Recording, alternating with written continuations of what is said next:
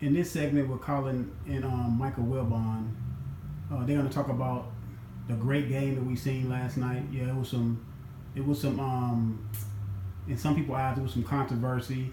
I thought LeBron James was great. I thought he played a great floor game. I didn't think he forced anything. He went to the basket at will. He shot the three. He shot timely threes. He didn't force any threes. He didn't force any jump shots. He had some turnovers here and there. But overall, the man played a great game. He got some help from Kevin Love. Kevin Love poured in, 22 and had 13 rebounds. And some other guys. J.R. Smith played some, although he made a bonehead play, he played good defense on Kevin Durant. And, other guys came in and had pretty good games. Jordan Clarkson was horrible. And, Hill, he missed a game, go-ahead free throw. He hit one, but he missed the go-ahead free throw, which led to, J.R. Smith bonehead play. He didn't understand the time and the score. Look, you always got to understand if you're either up, you're down, or you're tied. Just like I heard, my guy, Jason say earlier, Jason Williams, the Jason Williams from Duke. They got drafted by the Bulls and had that motorcycle accident. But he said you always got to know the time, score, if you're tied, score, or you're ahead. And J.R. Smith, for whatever reason, but I told people, like, J.R. Smith, he's not cerebral. You know what I'm saying? He's on the weed or whatever he does. Smoke weed too much and just his brain just was laxed. And look, it is what it is. But let's hear what they got to say.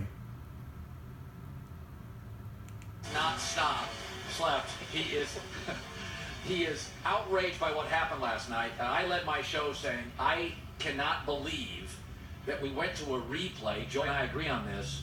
How do you go on a judgment call to replay? It's still a judgment call.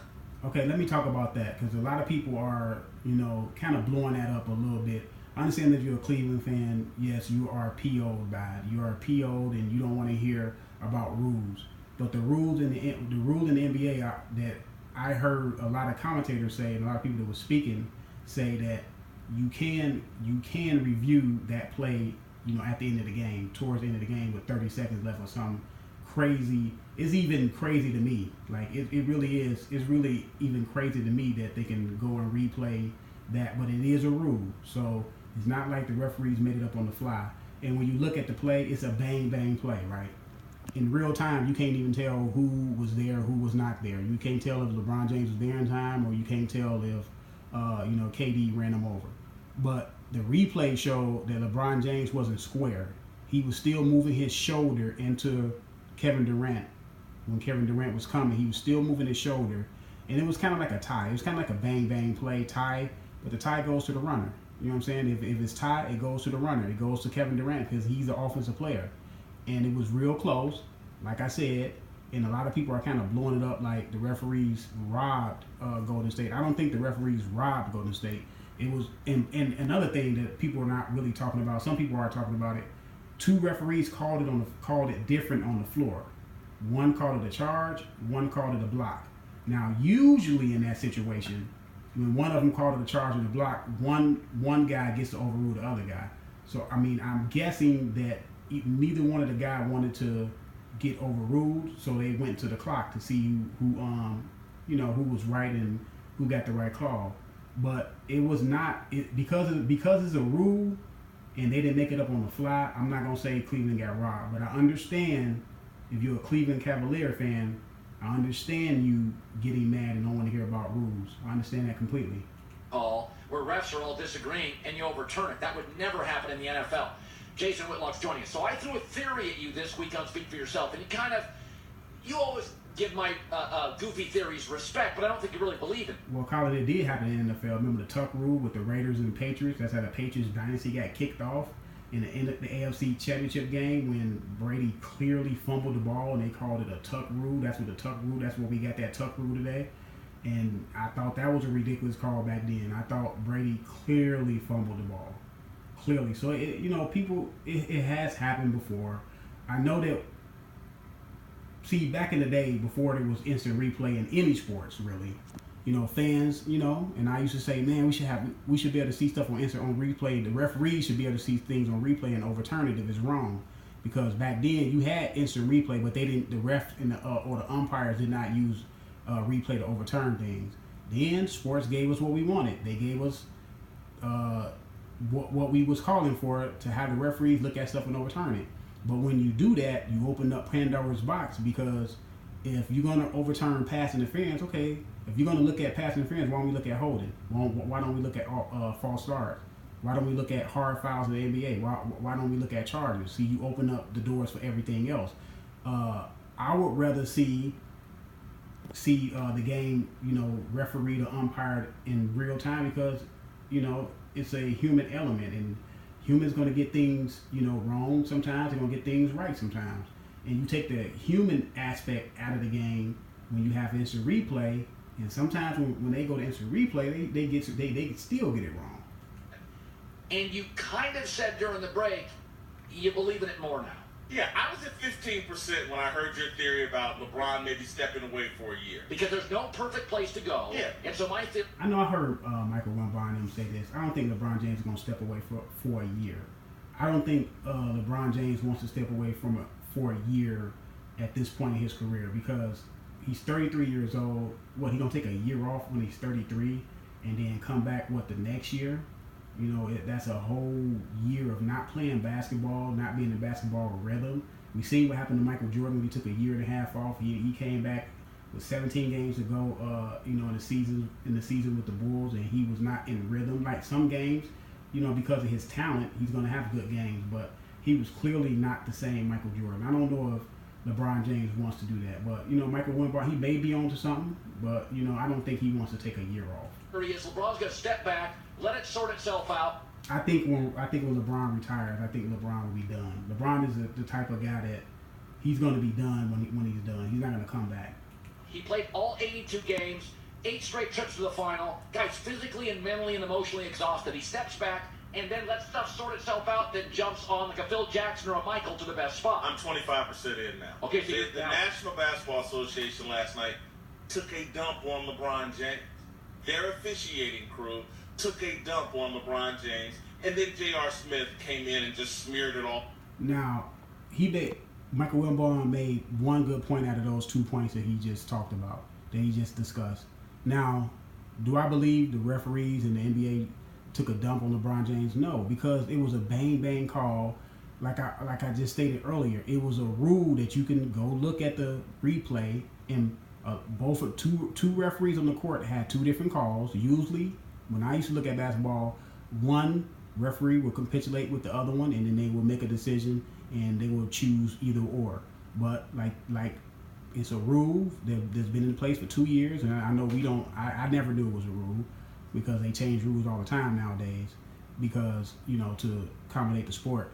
But it's a rule that you can look at it with the last 30 seconds. I don't agree with it, but like I said, it's a rule. So no, they didn't rob him. They didn't dump on LeBron James. It was a rule. It wasn't a call on the court that you can see distinctly that somebody charged or somebody had a blocking call.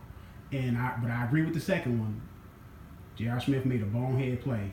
The guy sleeps at the wheel sometimes. Around and made it more of a mess. And so if I'm LeBron James, honest to goodness, because I'm Jason Whitlock, I'm not connected to the Cleveland Cavaliers in any way. And I'm emotionally hurt by that game. What LeBron must feel, he just painted his greatest masterpiece. He just had his 42, 15, and 7. He's about to pull off one of the great individual upsets and set the table for perhaps the greatest upset we'll ever see in a 7-game series. And Tony Brothers and whoever these other clowns were in the officiating crew, we're going to overturn this call. And then J.R. Smith doesn't know time or score or anything and melts down. If I'm LeBron James, I'm devastated.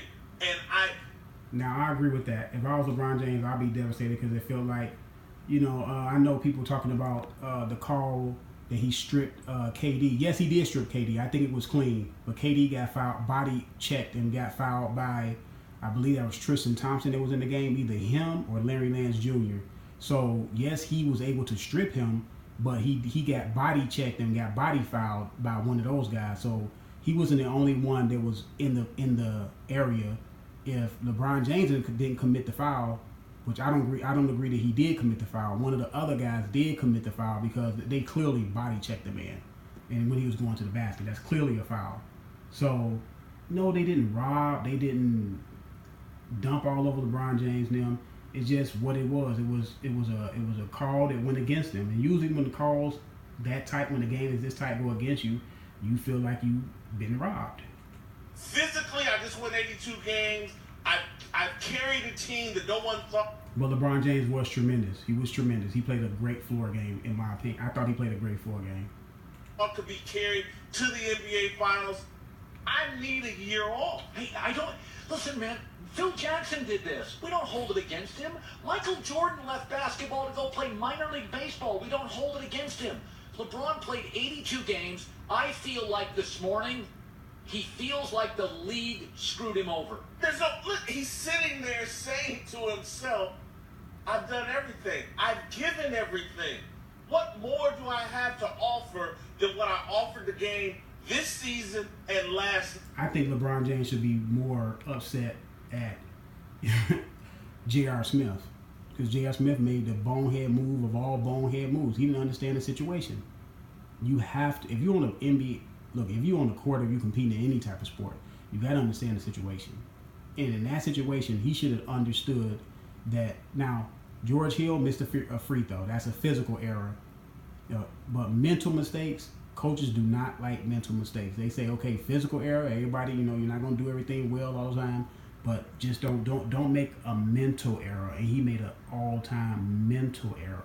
And didn't even own up to it at the podium. He should have just said, hey, I didn't know, my fault. I just apologized to the team, and I told the team I'll make it up to him. But like I said, if he didn't own it, I was saying to myself, if he don't own it, it's going to be hard for him and his teammates to look at him differently and for him to move on from it. Man, and y'all do this? JR, you do this?